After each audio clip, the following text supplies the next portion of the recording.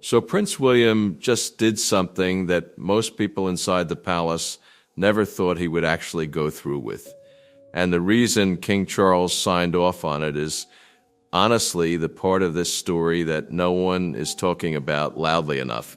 Because what happened behind closed doors at Windsor over the last several weeks wasn't a disagreement. It wasn't a policy dispute or a scheduling conflict or some ceremonial misunderstanding that got blown out of proportion by the tabloids. This was a confrontation that had been building for years, layer by layer, silence by silence, and when it finally broke open, the document that Charles put his signature beneath didn't just change Camilla's position inside the monarchy. It changed the architecture of what the next reign is going to look like, and Camilla, by every account available, did not see it coming. Let me take you back to where this actually started, because if you only look at the signed order itself, you miss everything that made it inevitable.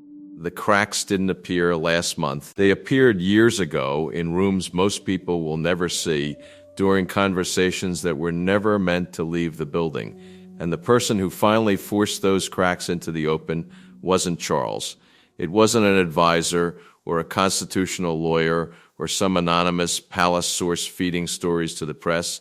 It was William. And the way he did it tells you more about the future of the British monarchy than any coronation ceremony ever could. William has always been careful. That is not a casual observation. It is the defining characteristic of his entire public life. From the moment he understood what he was born into, he has operated with a discipline that sometimes borders on rigidity.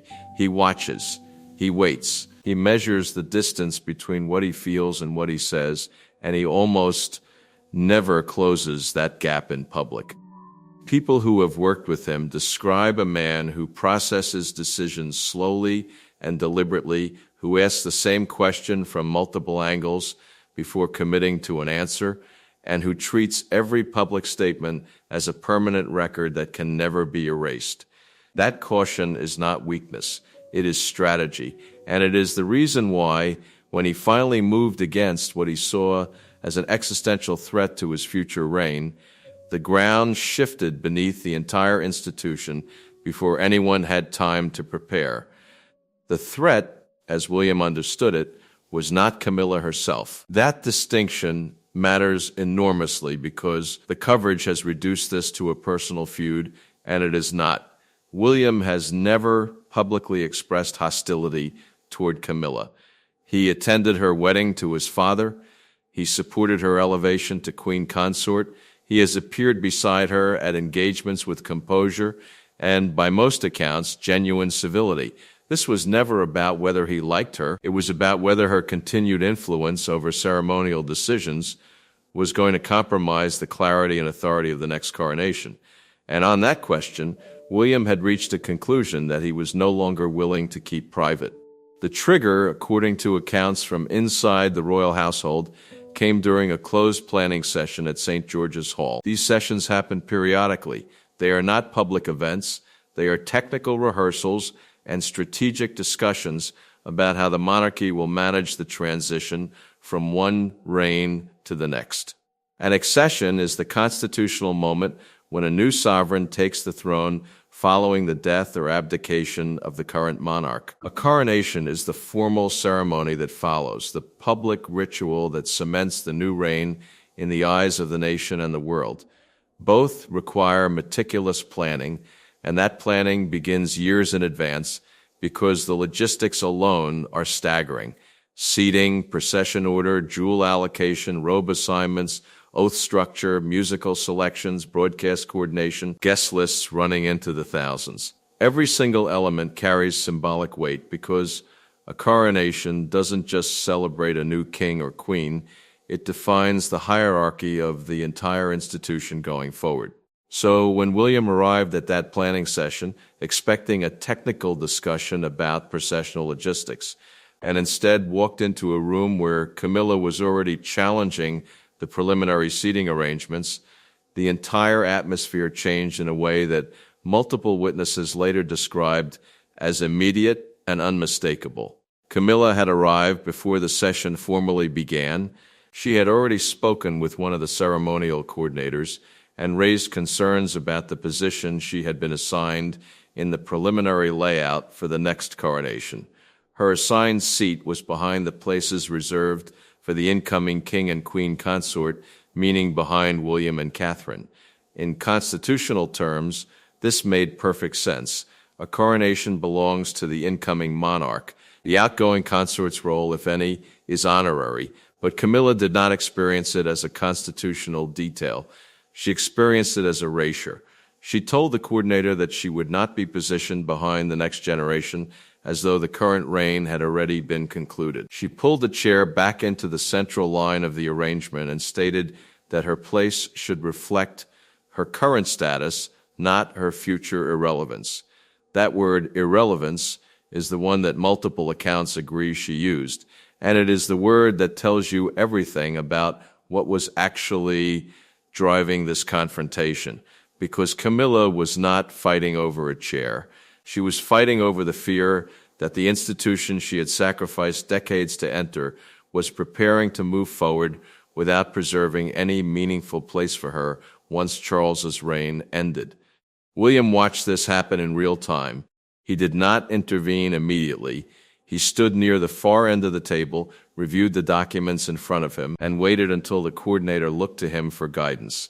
Then he asked a single question that changed the trajectory of the entire meeting. He asked whether Camilla's proposed repositioning carried formal constitutional approval. That question was surgical. It forced the room to acknowledge that what Camilla was requesting was not a minor adjustment. It was a claim of authority over the structure of a ceremony that belonged to the next reign, not the current one. Camilla responded that custom could be interpreted by the reigning sovereign, meaning Charles could overrule the preliminary layout if he chose to. That answer put Charles in an impossible position, and everyone in the room understood it instantly. If Charles supported Camilla, he was subordinating the next reign's independence to his wife's comfort. If he overruled her, he was publicly siding with his son against the woman he had married. Charles chose the institution. He told the room that the future coronation belonged to the incoming monarch and consort, and that the current reign could not dictate its structure. Camilla's expression, according to one account, did not change, but her posture shifted. She straightened in her chair the way a person does when they realize a conversation has become a verdict. And then she made the move that turned a tense disagreement into a full-blown constitutional crisis. She referenced specific ceremonial files that she should never have had access to. Restricted planning documents that detailed jewel allocations, seating hierarchies, and procession structures for the future coronation. Files that had been shared only with Charles's private office, William's senior advisors, and a small team of constitutional specialists. The fact that Camilla knew what those files contained meant that someone in her household had accessed them without authorization. And that access, in the context of succession planning, was not a minor breach. It was direct interference with the architecture of the next reign. Charles's entire demeanor changed. The king who had been mediating between his wife and his son became the sovereign confronting a breach of institutional trust. He cleared the room immediately, keeping only his private secretary, and ordered a full review of who had accessed those restricted documents, when, and under whose authority. Before we go further, real quick, if you're into deep dives on royal stories that actually sit with the complexity instead of just picking a side, hit subscribe and join us here at Crown Watch. We're building something good. Okay, back to it. The review came back within days, and its findings were devastating. A member of Camilla's household staff had requested the restricted ceremonial files, including seating charts, jewel schedules, and detailed procession plans, under what the review described as the Queen Consort's verbal authority. Camilla had not simply stumbled across information, she had directed someone to obtain it. And the implications of that action went far beyond curiosity or self-protection. Those files shaped the next reign before the public would ever see it. Accessing them meant reaching across the boundary between the current monarchy and the future one. It meant attempting to influence decisions that had not yet been made, about a ceremony that had not yet been planned for a reign that had not yet begun. Charles summoned Camilla to a private meeting at Windsor. No aides, no courtiers, no constitutional advisors softening the language, just a husband confronting his wife about a breach that had forced him to choose between his marriage and his crown. He did not begin with an accusation. He began with a question. He asked her how she had learned about plans that had never been shared with her household. Camilla did not deny accessing the files. She reframed the question entirely. She said that information affecting her future place inside the monarchy should never have been hidden from her in the first place. She argued that she had not stolen anything. She had refused to remain blind while other people decided her fate behind closed doors. She told Charles that exclusion had begun long before the rehearsal, that she had been gradually marginalized in planning discussions for months, and that the restricted files were simply the proof that her displacement was already being arranged. Charles slid the access report across the table. The documented review made clear that the breach was not passive. It was directed, specific, and carried out under her authority. He told her that the argument was no longer about where she would stand at a future ceremony. It was about the fact that she had bypassed the sovereign's authority and attempted to reshape a coronation before he had approved its structure. Camilla stood, her voice sharpened. She accused him of allowing guilt over Diana and fear of William to control the monarchy's future. She told him that he had spent decades trying to make the institution comfortable enough to accept her, and now he was letting his son undo all of it before the crown had even changed hands. Charles stood immediately. His restraint, the restraint that had defined his entire public life, the restraint that his mother had taught him, was not optional but constitutional, broke. He told her never to use the memory of his former wife as a weapon against his son. The room went silent after that. Camilla's anger collapsed into something rawer. She asked whether 30 years of loyalty meant nothing the moment the heir raised an objection. Charles answered that loyalty could not require the crown to overlook a breach of trust. He offered a compromise. She could retain her current public duties, her title, her present standing, but she had to withdraw voluntarily from all future coronation planning and accept Catherine's uncontested ceremonial role in the next reign. He was giving her the option to step back gracefully rather than be formally removed. Camilla refused. She told him that voluntary withdrawal would look like a confession of guilt. She would not accept a deal that required her to admit wrongdoing when she believed she had been acting in justified self-defense. Charles closed the report. He told her that her refusal left him with only one option. She understood the warning, and she walked out without accepting his terms. What followed over the next 48 hours was the quiet machinery of royal power converting a private confrontation into an enforceable constitutional decision. Charles convened a small advisory group consisting of his private secretary, a senior constitutional lawyer, and his closest institutional advisor. The discussion centered on a narrow but critical legal question. Could the sovereign issue a binding order excluding the current consort from all ceremonial functions associated with a future coronation without triggering a legal challenge or a constitutional crisis? The answer was yes, but with conditions. The order could address only future ceremonial events. It could not strip Camilla of her current title. It could not remove her from present duties. And it had to be framed as a decision about the next reign's independence rather than a punishment for past behavior. The constitutional advisor warned Charles that the language had to be precise because any suggestion of personal vindictiveness would become the story, and the institutional rationale would disappear beneath the headlines. Charles drafted the core clause himself. All ceremonial authority connected to the next coronation would belong exclusively to the incoming sovereign and consort. No representative of the previous reign would hold a formal role, a processional position, an oath, a robe assignment, or any recognized ceremonial function. The exclusion was total and permanent. But before he signed, he needed William in the room, not because the law required it, because Charles understood that this decision would define the first chapter of his son's reign, and the future king had to accept its terms fully before the ink was dry. William arrived at Windsor through a private entrance.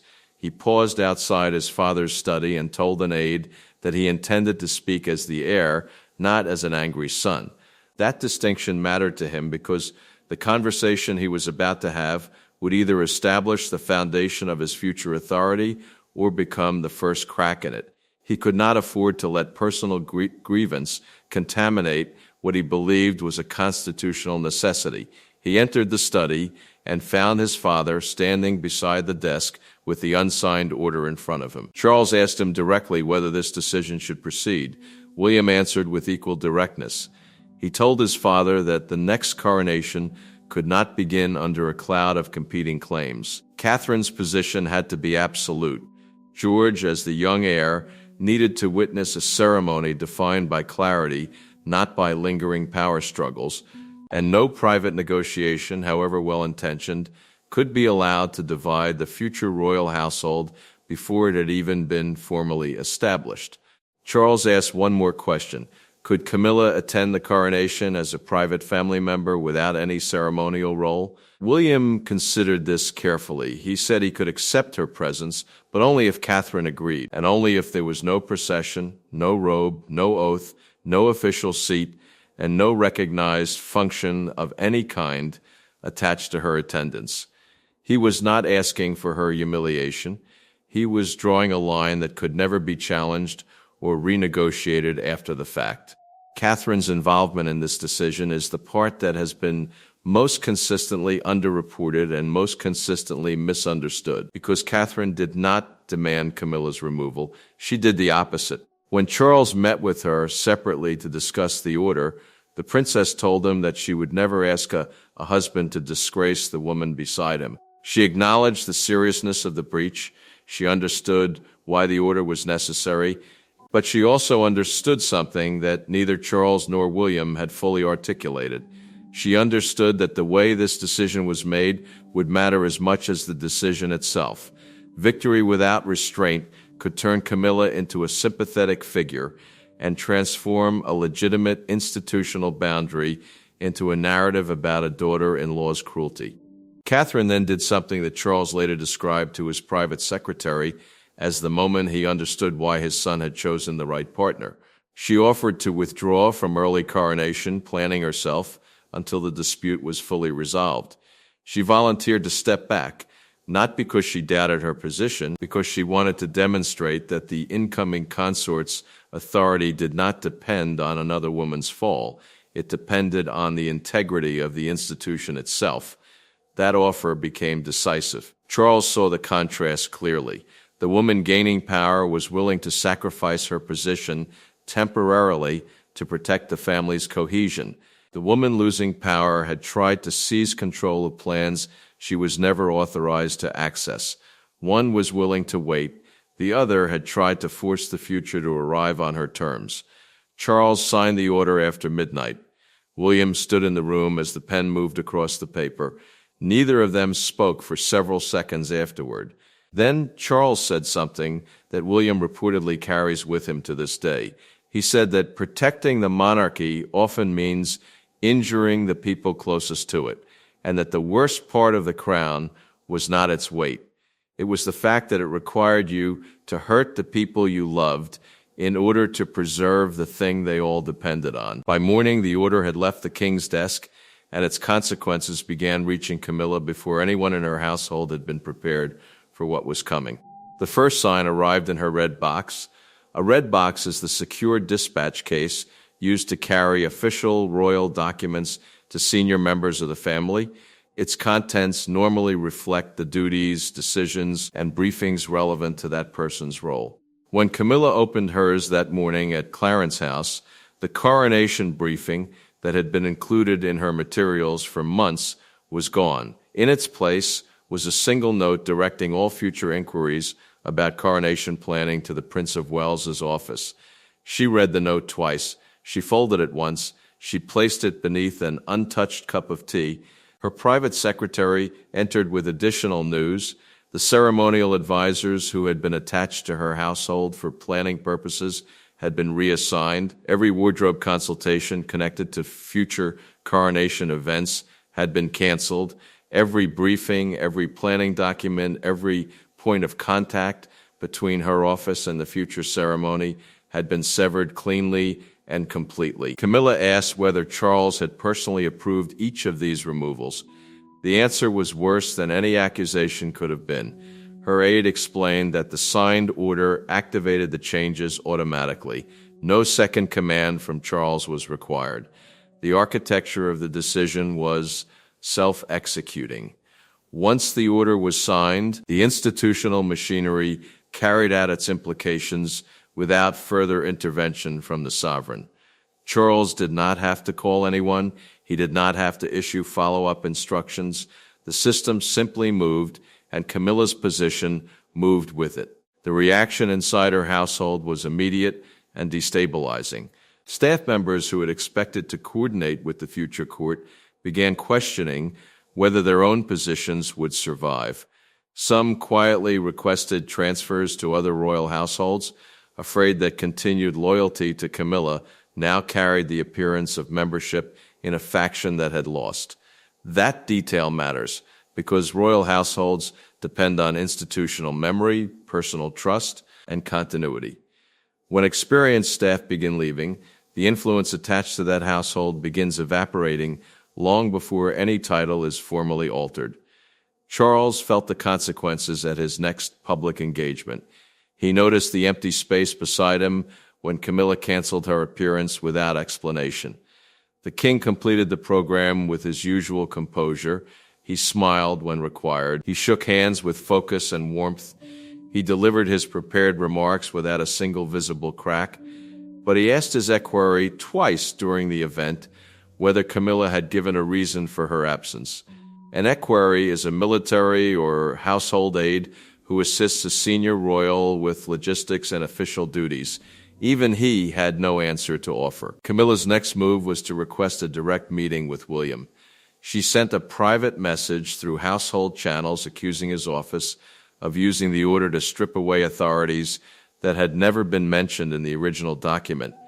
She wanted a confrontation. She wanted answers. And she wanted them from the man she believed had orchestrated her removal. William did not respond immediately. He told his staff to hold the message until he had spoken with Catherine. Catherine urged him to respond personally. She warned that silence, even justified silence, could transform a settled constitutional decision into something that looked like deliberate cruelty. The princess understood public perception with an instinct that even veteran palace communications staff have acknowledged. She knew that if William appeared to be ignoring a wounded woman's request for explanation, sympathy would begin shifting toward Camilla regardless of the merits of the original decision. William agreed to meet Camilla alone.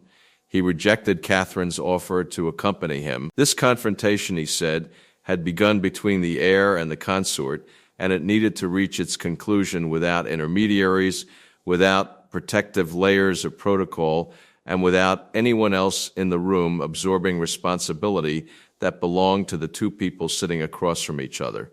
He arrived at Clarence's house and entered the room where Camilla was waiting.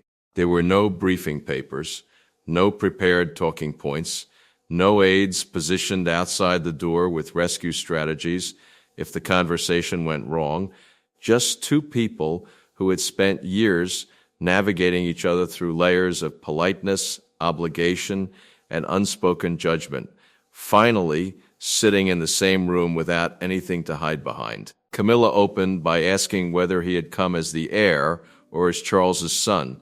William answered that he had come as both, because the family could no longer afford to pretend those identities were separate. She accused him of waiting years for the opportunity to reduce her position. He rejected the accusation flatly. He told her that he had never sought to erase her from his father's reign, but he would not allow her to shape the structure of his own. That distinction, he said, was not personal, it was constitutional. The next coronation would define where authority rested for a generation. It had to belong entirely to the people who would carry it forward. The tension in the room shifted when Camilla finally spoke without anger. For the first time in the entire confrontation, she dropped the combative posture and said what she had been unable to say to Charles, to the advisors, to anyone. She admitted that she was afraid. She was afraid of becoming irrelevant the moment Charles's reign ended. She had endured public hatred, family hostility, decades of comparison to a dead woman whose image she could never compete with. Years of being told she was not welcome, not legitimate, not worthy of the position she eventually earned. And after surviving all of that, after standing beside Charles through every crisis and every headline, she had discovered that the institution was preparing to move forward without preserving any formal place for her once the crown changed hands. William softened. His voice lost the administrative precision it had carried throughout the conversation. He acknowledged what Camilla had endured. He told her that he understood the cost of what she had carried beside his father. He said those decades of commitment were real and that he would never deny them. But then he told her something that she needed to hear, even though it was the last thing she wanted to. He told her that suffering did not create permanent authority. The fact that she had fought to reach her position did not give her the right to determine how the next reign arranged its own. Coronation vows, the solemn oaths made by a new king and queen consort during the ceremony, had to belong entirely to the people making them. No previous claim, however earned, could override that. Camilla asked whether Catherine had demanded her removal. William paused. Then he told her the truth, knowing it would dismantle the narrative she had been building in her own mind for weeks. He told her that Catherine had done the opposite. Catherine had offered to withdraw from early planning rather than deepen the conflict. She had volunteered to step back. She had told Charles that she would never ask a husband to disgrace the woman beside him. The woman Camilla believed had been secretly engineering her downfall had been the one person in the room arguing for restraint. That revelation visibly unsettled Camilla, because it destroyed the framework she had been using to make sense of what was happening to her. If Catherine was the enemy, then Camilla was the victim of a power grab. But if Catherine had been willing to sacrifice her own position to protect the family's cohesion, then Camilla's decision to access restricted files and demand control over the next reign's structure looked exactly like what the review had concluded it was. Not self-defense, overreach. Camilla lowered herself into a chair. She pushed the unopened copy of the order that she had been carrying across the table toward William. He did not pick it up. He sat opposite her and left the document between them. Then he offered the only concession he was willing to make. She could attend the future coronation as Charles's wife and as a member of the family. She would be welcomed, honored, and treated with the dignity that her years of service had earned. But there would be no procession, no robe, no oath, no official seat, no recognized ceremonial function of any kind. She would be present as family, not as an officer of the ceremony. Camilla asked whether Catherine would accept those terms. William said she already had. Camilla did not apologize for accessing the restricted files, but she admitted, quietly and without deflection, that fear had driven her to demand control she did not possess. She said she had convinced herself that the only way to prevent erasure was to secure her position before anyone could take it away. And she acknowledged that the strategy had achieved exactly the opposite of what she intended. By reaching for control, she had given the institution the justification it needed to remove her from the process entirely. William answered that acceptance, not victory, was the only path left for either of them. He told her that he did not want to enter his reign with this wound still open. He wanted resolution. And resolution meant that she accepted the terms, honored the boundary, and allowed the next chapter to begin without the shadow of this conflict hanging over it. Camilla agreed. She would not challenge the order. She would not seek to reverse it through legal channels or private lobbying or media pressure. She accepted the terms as William described them. He stood to leave. Before he reached the door, she thanked him for coming alone. She said it was the first honest conversation they had ever had. William did not respond to that directly, but he paused at the threshold long enough for the silence to function as acknowledgement. The private resolution held, but the public consequences arrived with the force of a detonation. A leaked phrase, Camilla removed from all coronation ceremonies, hit the press within hours and transformed the carefully managed constitutional boundary into the most explosive royal headline of the year. Broadcasters interrupted regular programming, newspaper editors rebuilt their front pages, crowds gathered outside Buckingham Palace and split into factions, some holding photographs from Charles and Camilla's wedding, others carrying signs declaring that the future belonged to William and Catherine alone. A major London newspaper ran a photograph of Charles walking several steps ahead of Camilla beneath a headline that read "Crown without Camilla." The image had been taken at a previous engagement and had nothing to do with the order. But the editors chose it because it visually communicated the separation that the headline described. A front page does more than report an event. It tells the public how to interpret it. And this one turned a private boundary into a national symbol. Charles watched the coverage from Windsor. When an advisor offered to switch off the television, the king refused. He said that a sovereign could not issue a public order and then hide from its consequences. He sat with the coverage for over an hour. His expression, by the account of the aide who remained in the room, carried the full weight of what he had done. He had protected the future of the monarchy, he had preserved his son's authority, and he had placed his marriage before the judgment of an entire nation. Camilla found the same front page beside her breakfast the following morning. She did not read the article. She studied the distance between herself and Charles in the photograph and asked her private secretary whether the image had been chosen deliberately. The secretary said nothing, and that silence communicated more than any reassurance could have. William reacted with controlled anger when commentators began suggesting that he had engineered the order to punish his stepmother. He authorized a formal statement confirming that the decision had been made solely by the reigning sovereign and that the future coronation would protect both the dignity of the family and the constitutional clarity of the succession.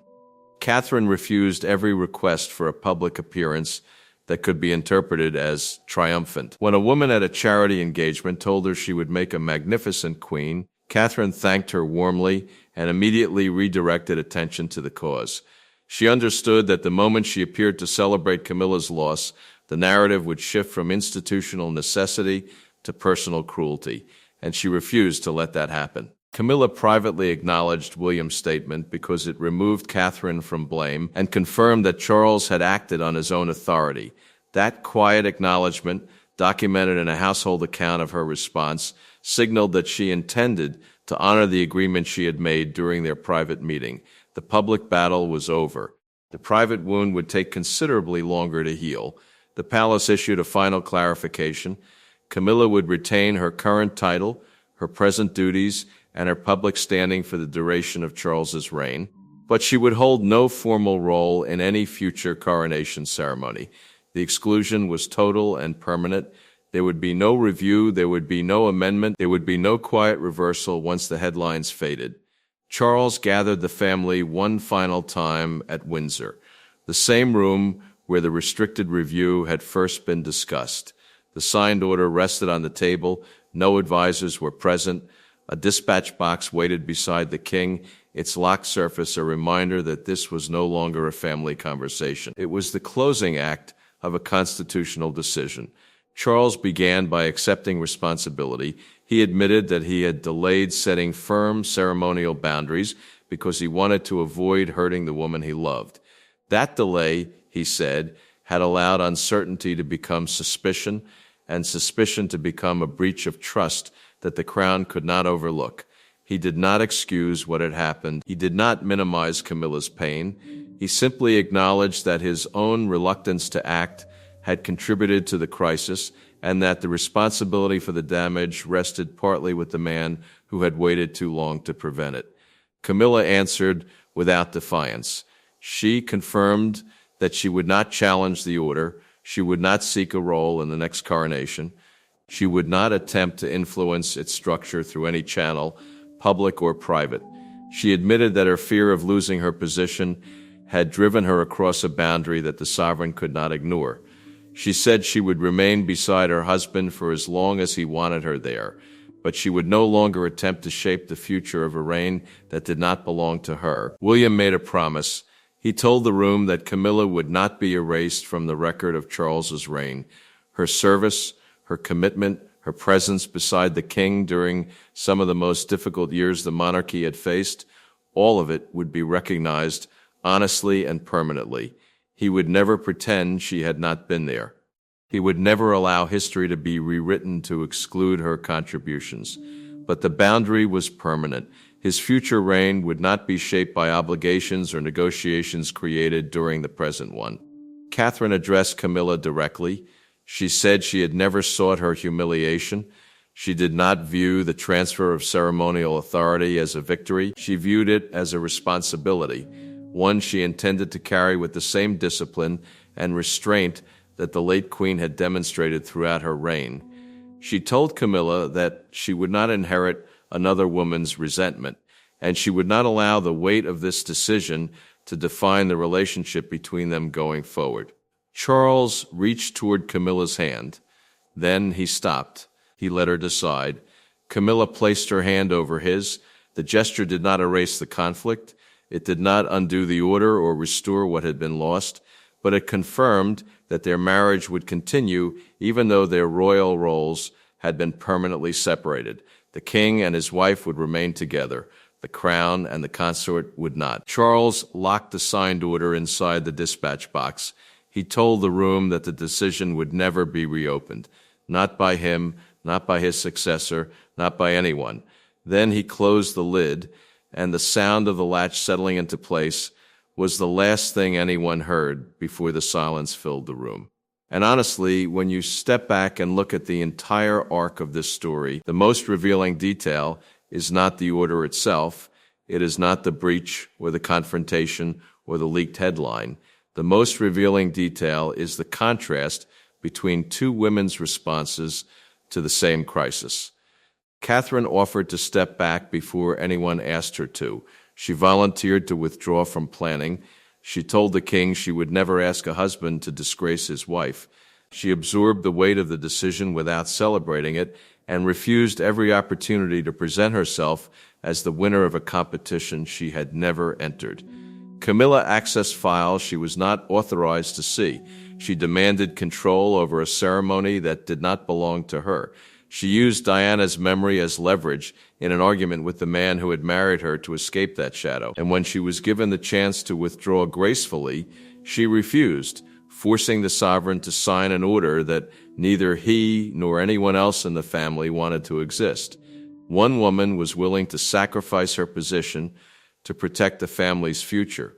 The other tried to secure her position before the future arrived, and in the end, the king chose the person who was not fighting. That choice, quiet as it was, permanent as it is, may be the most consequential shift in the modern monarchy, not because it removed one woman from a ceremony, but because it established that the next reign would be built on clarity rather than compromise, on institutional integrity rather than personal negotiation, and on the principle that authority is earned by the people willing to hold it without demanding applause for doing so. So here is the question I want you to carry out of this video. Did Charles make the right call? Was Camilla's fear justified even if her actions were not? And does Catherine's restraint make her the strongest person in this story or simply the most patient? There is no clean answer, and anyone who gives you one quickly has not sat with the full weight of what happened in those rooms. What we know is this: a king signed an order he did not want to sign. A prince drew a line he will never allow to be crossed. A princess accepted power without celebrating its cost. And a queen consort learned that the hardest part of the crown is not earning the right to wear it. It is accepting the moment when the institution decides it belongs to someone else. The next chapter of this family is still being written, and when it moves, we will be here to talk about it. If this video made you see any part of this story differently, drop your take in the comments. I read every one of them. And on a question this complicated, I genuinely want to know where you land. Subscribe if you are not already with us, because the next chapter is coming and it is going to be one worth watching.